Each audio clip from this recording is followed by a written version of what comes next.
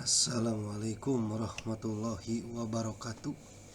Selamat malam wilujeng wenginya. Kali ini saya akan menyimak atau mereaction ceramah kajian kitab Fathur Rabbani halaman 125 Kiai Haji Almarhum Kiai Haji Buya Sakur Yasin. Semoga dengan kita mendengarkan kajian ini kita mendapatkan keberkahan, kebaikan, dan bisa kita menerapkannya dalam kehidupan sehari-hari, karena ini kajian sangat luar biasa ya. Pemeliharaan hati, judulnya saja latih hatimu agar selalu bersih dan terpaut pada Allah Subhanahu wa Ta'ala. Luar biasa. Mari kita dengarkan kajiannya bersama-sama. Anta kal hajam, kamu itu seperti hajam, yang tukang canduk tuh, yang nyedot nyedot darah tuh, apa namanya, bekam ya, tukang bekam tuh hajam. Kamu itu kayak tukang bekam, tukhrijudda min ghairika, kamu nyedot darah penyakit dari orang lain. Wa fika da'un mahdun, tapi di dalam badanmu sendiri banyak penyakit. Nyari penyakit orang lain, penyakit dalam dirimu kau biarkan saja. Maksudnya gitu. Ini artinya memang kenyataannya banyak sekali orang yang selalu mengorek-ngorek kesalahan orang lain, kesalahan diri tidak pernah diperhatikan. Iya, keburukan orang diintai-intai, dirinya sendiri banyak keburukan. Ma tukhrijuhu, keburukan itu, penyakit itu tidak pernah kau keluarkan. Yang kau cari, yang kau keluarkan penyakitnya orang lain. Innani araka tazdadu ilman zahiran wa jahlan batinan. Aku melihat kamu ini ilmunya bertambah, ilmu zahirnya bertambah, wajahalan batinan, tetapi kebodohan batinnya bertambah. Jadi zahirnya tambah pintar, batinnya tambah goblok. Maktubun fit Taurat, tertulis dalam kitab Taurat. Man izdada ilman falyazdad waja'an. Siapapun orangnya, ketika ilmunya nambah, juga harus nambah keprihatinannya.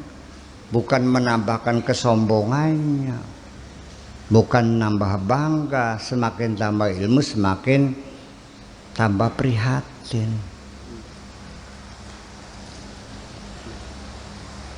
Mahadal wajah, apa sih keprihatinan tuh, kepedihan tuh? Wal khaufu minallah azza wa jalla, yaitu rasa takut kepada Allah. Semakin nambah ilmu harus semakin nambah takut sama Allah, bukan tambah berani. Yang terbukti semakin tambah ilmu tambah wani, insyaallah ya. Iya benar teman-teman. Terkadang kan dalam pemikiran kita, ketika kita anggap sedang rutin kita beribadah, itu salah. Kita merasa bahwasanya kita bebas minta apapun. Memang bisa kan terkesan kita mengatur-ngatur bahwasanya apa yang kita inginkan harus selalu tercapai. Jadi poinnya bukan ke situ untuk masalah kita beribadah. Saya sangat setuju kepada pernyataan Kiai Haji Buya Sakur. Iya, pikirnya gampang tobates ya. Azza wa jalla wa dhullu lahu, dan juga rendah hati kepada Allah, wal ibadi, dan juga rendah hati kepada seluruh hamba Allah. Orang yang nambah ilmu itu ya nambah rendah hati, nambah tawadu kepada orang lain. Kata peribahasa Jawane, tambah kebek parine tambah deluk. Betul gitu. Bakas sing ngadeg bae anda parinya beli. Ya iya. Benar. Iya, dari peribahasa yang itu yang semakin berisi semakin merunduk itu padi, luar biasa. Kadang-kadang kita kan semakin merasa banyak ilmu semakin malah semakin ke atas kepalanya, lehernya semakin panjang. Ya Allah, nauzubillah, summa naudzubillah. Peribahasa maning ini kan peribahasa itu kan menambahnya bahwa peribahasa itu bukan hanya sekedar makna, tapi itu pengalaman suatu bangsa yang terhayati dalam kehidupan sehari-hari. Bahwa orang itu kalau goblok banyak ngomongnya, makin pinter ngomongnya makin dikit. Makanya peribahasanya gentong kosong bunyinya. Bakas sing isine kebak mah beli muni kan ka. Bakas sing plong plong plong kosong kan ka. Itu kan peribahasa, itu pengalaman gitu. Ya, tetapi itu peribahasa bisa kita manfaatkan untuk satu sisi. Tapi di sisi yang lain saya menuntut berbeda sedikit, bahwa ketika ilmumu semakin banyak, bukan diam, kamu harus banyak bicara supaya engkau sebarkan ilmu itu. Paham dikin ke? Bakal pinter menang beng, kok dewek karane.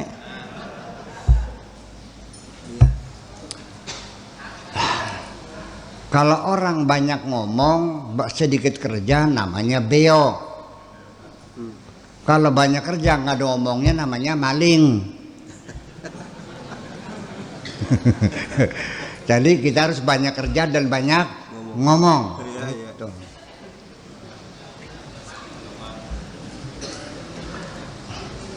Manjeng ati boleh. Banyak kerja banyak ngomong. Banyak ilmu banyak ngomong. Sebarkan ilmumu itu, ajarkan pada orang lain. Gitu. Itu namanya ilmu yang bermanfaat. Kalau nggak disampaikan ya tidak bermanfaat.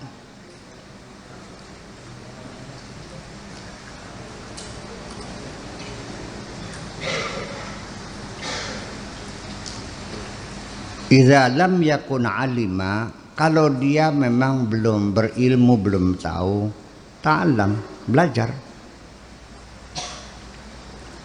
Idza lam yakun laka ilmun wala amalun wala ikhlasun wala adabun wala husna dhannin bisyuyuh. Kalau kamu itu ilmu enggak ada, amal enggak ada, wala ikhlas, ikhlas juga ilmu enggak ada, amal enggak, ikhlas enggak, wala adab, tata krama langkah, songong bahasa dina-dina, wala husna dhannin, dia juga praduga baik juga enggak punya, curiga aja kerjanya, wis goblok, amal beli, ikhlas beli, songong pisan, praduga buruk kepada salah orang lain. Ya, wala husnudzanin bisyuyukh, dan juga tidak punya husnudzan kepada para guru, para masyayikh. Iya, syuyukh itu ibaratnya guru lah kalau di sekolah formal mah, ustaz. Kalau di ruhaniyat namanya asyuyukh atau al-mursyid. Gitu. Fa kaifa yaji'u minka syai'un, bagaimana engkau mendapatkan sesuatu, dari mana? Ilmu langka, amal langka, ikhlas langka, songong iya, jog-jog nemen. Mau dapat apa kamu kan gitu? Ning syekh ngelawan baik, ngerasani pisan. Ya, tapi lamun sirang ngerasani kita kan, ora dosa ora. Ora tak supatani. Paling nyupatani majeng swarga siraku. Iya, sira rasana nasa warga ora dosa ora. Halal. Iya. Itu mah untuk masyayikh yang itulah. Itu. Fa kaifa yajumi ka syai'un qad ja'alta hammaka ad-dunya. Semua cita-citamu, harapanmu, keinginanmu semua dunia saja.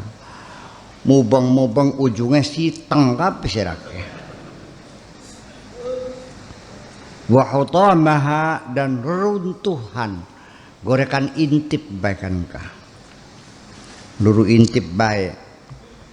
An qaribin, tidak akan lama lagi, tidak akan lama lagi, sangat sebentar sekali. Yuhalu bainaka wa bainaha, nanti suatu ketika engkau akan berpisah dengan hartamu itu. Semua yang kau kumpulkan akan kau tinggalkan semua, dan engkau akan kembali kepada Allah dengan tidak membawa apa-apa. Teka awak abang, balik awak abang.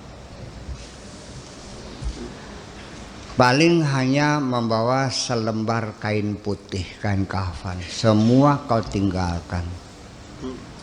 Termasuk istrimu yang masih cantik juga kau tinggalkan.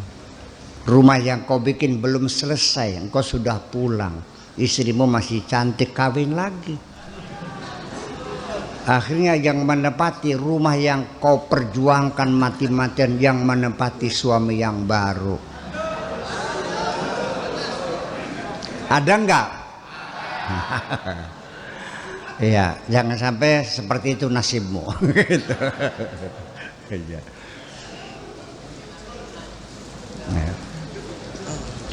Ya, banyak kan kita lihat kok sendiri, ya udah nggak usah disebutin lah, banyak itu.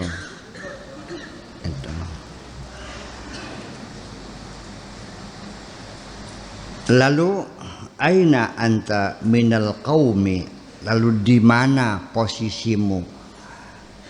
Seperti apa kedudukanmu dibandingkan dengan mereka orang-orang yang saleh itu? Alladzina hammuhum wahidun, yang mana mereka itu cita-citanya hanya satu, keinginannya hanya satu, harapannya satu. Yuraqibunallah azza wa jalla fi bawatinihim, mereka selalu dalam pengawasan Allah, mereka selalu mengawasi Allah, ya. Fi bawatinihim, di dalam batin mereka selalu ingat sama Allah, ya. Ketika melakukan apapun, dalam kesadaran mereka bahwa aku melakukan ini di bawah pantauan Allah semuanya, tidak ada yang tersembunyi. Kama yuraqibuna fi dhawahirihim, seperti juga mereka mengontrol, mengintai zahir mereka, selalu memonitor, mengontrol zahir dan batin mereka. Yuhadzibunal qalba, mereka didik hati mereka dengan baik. Kama yuhadzibunal jawariha, seperti mereka juga mendidik anggota badan mereka.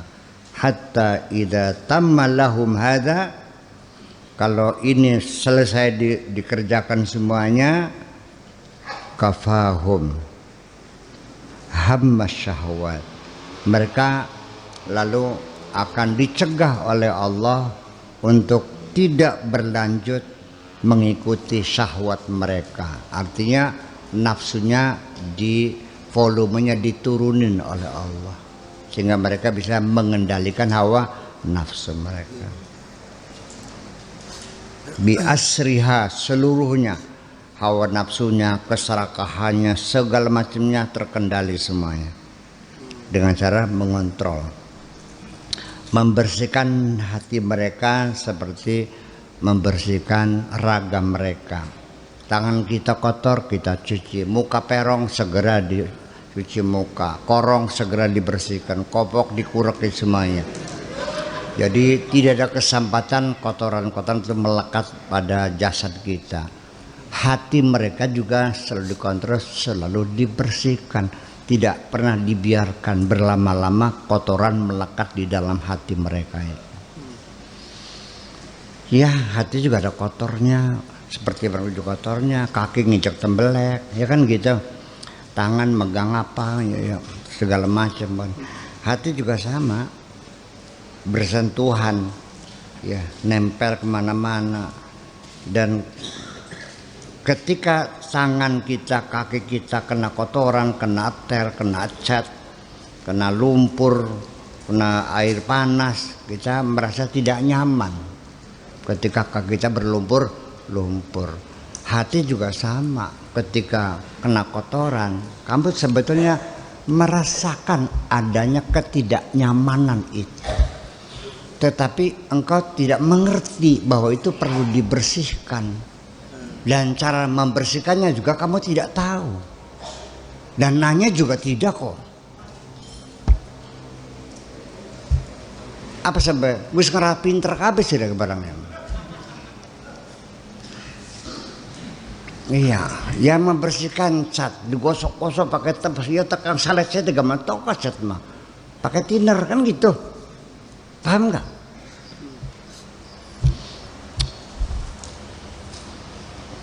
Pakai lipstick yang color stay, pakai sabun yang nggak hilang, ya ada obatnya, apa namanya bu? Aseton.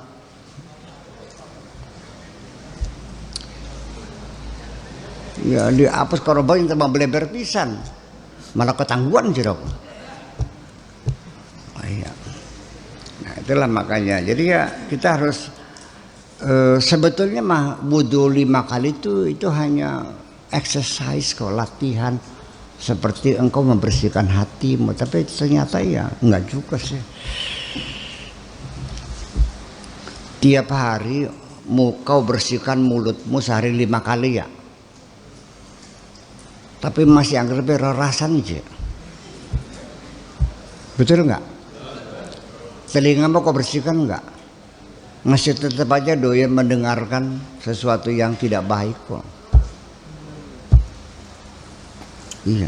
Kakimu kau cuci, tapi tetap aja melangkah ke jalan kejahatan kok. Tangan dibasuh boleh? Masih ngerti nyat tembok yang bercawadun.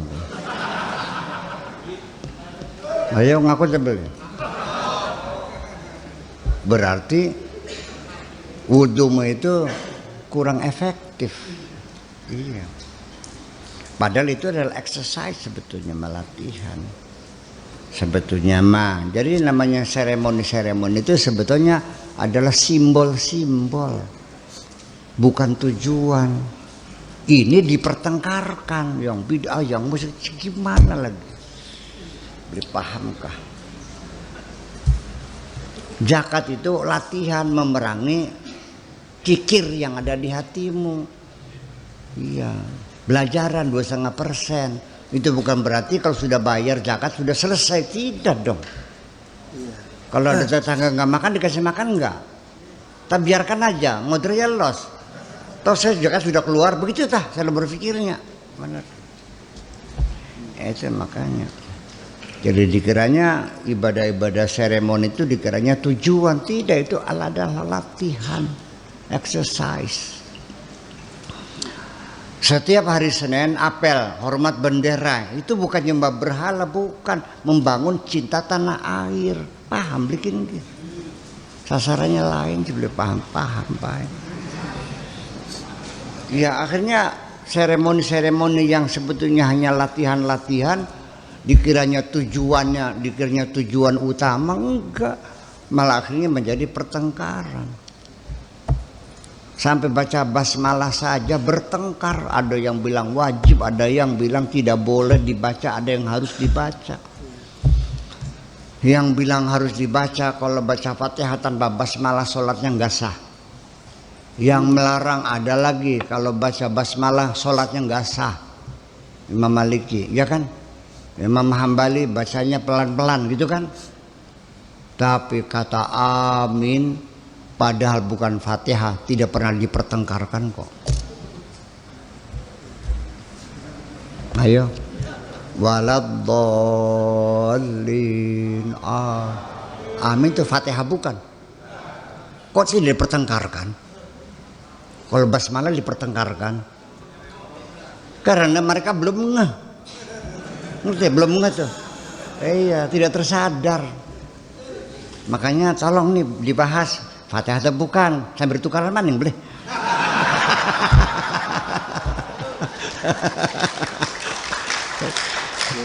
Soalnya memang doyan tukaran jirago barangnya.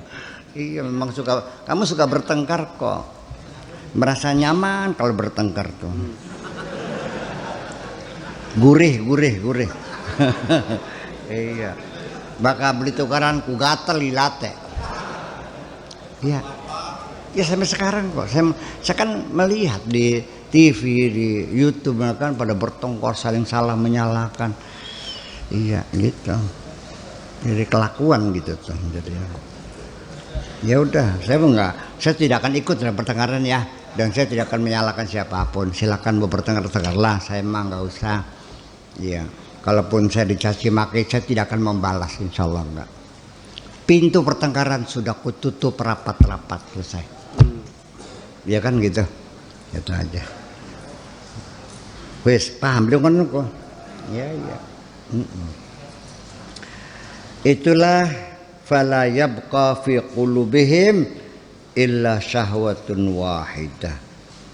Lalu akhirnya tidak lagi tersisa di hati mereka hanya satu keinginan, satu syahwat, cita-cita hanya satu. Wahya talabullah azza wa jalla, hanya berharap kepada Allah, wal qurb minhu, dan ingin dekat dengan Allah, wa mahabbatuhu, dan juga cinta kepada Allah, fahasbu, tok itu saja. Kepengen dekat dengan Allah, kepengen dicintai oleh Allah SWT. Dah itu aja, hanya satu, nggak ada. Itu adalah mereka adalah orang-orang yang selalu mengontrol zahir mereka, batin mereka sehari-hari, dan selalu dibersihkan. Sekecil apapun bercak hitam segera dibersihkan.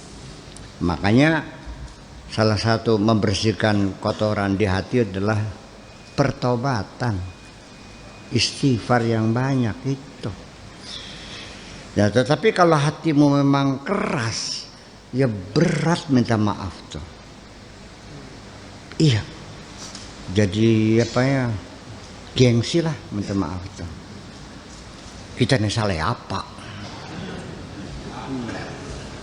Iya, saya salahnya apa? Salat saya lakukan, zakat saya keluarkan, puasa tak lakoni, kaji ping telu, masih kurang bener baik. Madrasah tak sumbang, yatim piatu tak santuni, masih kurang bener baik. Ya, orang itu kalau ditegur tuh selalu begitu jawabnya. Jadi merasanya sudah selesai. Nah itulah. Kenapa begitu? Itu yang disebut dengan wazayyana lahum syaitanu a'malahum. Jadi amal mereka itu dihias-hias oleh setan, jadi kelihatannya bagus, indah, sempurna. Padahal mah di dalamnya banyak boleng. Berapa banyak amalmu yang diterima oleh Allah? Saya curiga ini. Berapa persen amalmu yang diterima oleh Allah? Kamu nyumbang sekian puluh juta, berapa yang diterima? Belum tentu 100%. 10% saja untung dari amalmu yang diterima. Kadang-kadang sama sekali. Sodako sama tukang orang ngemis, begitu assalamualaikum pak, tolong pak, ya los mana, ake koreng nih barangnya, baunya busuk, bawa lalat, borok melulu, baunya kotor, kasih. Kamu tidak hebat memberi pengemis uang terburu-buru, bukan karena kasihan, karena hidungmu yang sakit, betul nggak? Tidak tahan menahan bau busuk kan, dibayar kan kok. Ada lagi orang tersumbangan, sengaja ditunda-tunda nunggu kalau sudah tamunya banyak, dibayar kan. nyumbang masjid, mintanya memberi orang yang susah. Asal engkau ikut bersedih hati, Allah membayarnya. Paham nggak? Ya itulah persoalannya. Dan apa ya? Kamu ini kebanyakan ingin menyakiti hati orang, bukan untuk membahagiakan orang. Lebih cenderung menyakiti hati orang daripada membahagiakan orang. Nggak tahu ya kenapa jadi begitu. Kamu kalau ketemu sama orang tuh, kamu menanyakan kesehatannya gimana, atau kamu bercerita sendiri, ngobrol dewek. Nyong ketemu dengan teman lama, ai dari siraku masih melarat baik, hebat banget. Siraku masih melarat baik. Oke, kita mau sugih. Ngomong apa begitu tuh? Mobil saya udah 5, kamu 20 tahun motor aja nggak punya. Ketika kau bercerita keberhasilanmu, untuk apa kau ceritakan keberhasilanmu kepada temanmu yang susah itu? Ketika kau bercerita tentang kemewahanmu, keberhasilanmu kepada temanmu yang susah, itu berarti kamu menyakiti hati orang kok. Kalian beli, kan saya begitu. Ya, masih mending saya sendiri juga merasakan.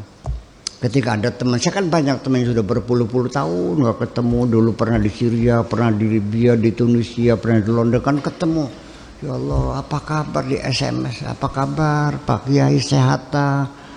Saya kan merasa bahagia, teman yang sudah lama nggak bertemu masih mengingat saya. Ya Allah, orang tuh baik banget, bertahun-tahun masih ingat sama saya, masih menanyakan. Cobalah berikan kebahagiaan orang, begitu aja udah bagus kok. Nggak usah kirim duit, nggak usah. Nah kan apa kabar, Kang Latif waras. Sono kepriben kene, kono kan. Kena kasune priben sunat wis waras, sunat. Itu aja kan orang senang ditanyakan seperti itu. Nah ini kan nggak paham. Jadi artinya bahwa kita juga sebenarnya tujuan kita membantu orang kan menyenangkan hati orang. Betul nggak? Dan Allah juga melihat kebaikan kita, kebaikan hati kita kok. Kalau bukan itu standarnya, maka nanti sorga dimonopoli oleh orang kaya. Nanti sorga dimonopoli oleh orang yang pinter-pinter dan cerdas-cerdas.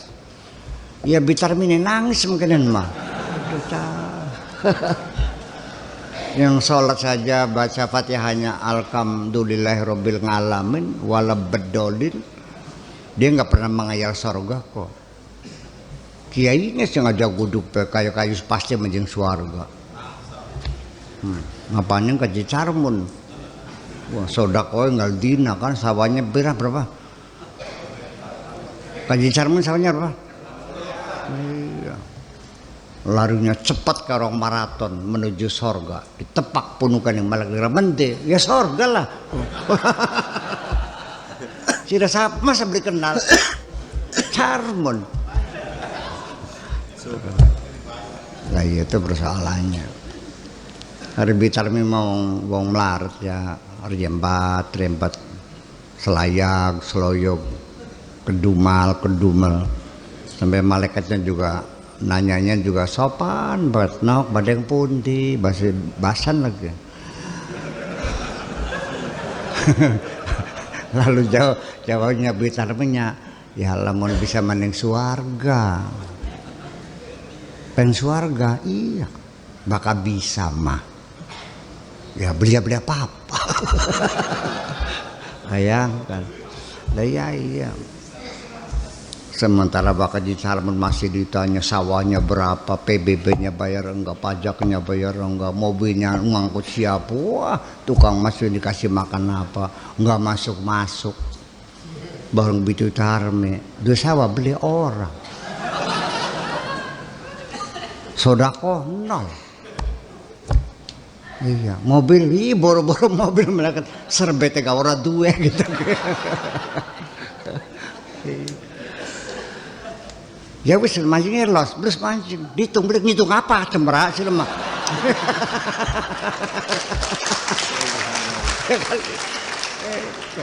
Maka ternyata ulaikal ladzina yuhasabuna hisaban yasira. Hitungan cepat. Jadi bakal pengen cepat ya kira-kira belegap-belegap apa-apa. Hanya punya kebaikan hati kok. Hanya punya kebaikan hati. Benar. Ini bukan kata Allah, yauma la yanfa'u malun. Hartamu tidak ada manfaatnya. Wala banun, anak putu, pasukan enggak ada artinya. Illa man atallah biqalbin salim. Hanya dengan modal membawa hati yang baik. Subhanallah. Oke, teman-teman, tergerus hati saya mendengar kajian Kiai Haji Buya Syakur Yasin. Luar biasa ya. Kita pelihara lagi hati kita. Saksikan lagi gerak-gerik hati kita. Apakah hati kita sudah sesuai dengan hukum-hukum yang ditentukan oleh Allah Subhanahu wa taala? Apakah masih jauh? Ya, poinnya dasar yang sangat saya kutip dari tadi, kita terlalu sering membahas atau memuncakkan kejelekan-kejelekan orang lain. Kita lupa akan kejelekan kita. Ternyata masih banyak juga. Mari kita bersama-sama belajar mengkoreksi agar ya kolbu atau batin kita menjadi bersih. Karena bagja sekali orang yang membersihkan hatinya, tapi sangat rugi orang yang mengotori hatinya. Terima kasih. Mudah-mudahan ada hikmahnya. Assalamualaikum warahmatullahi wabarakatuh.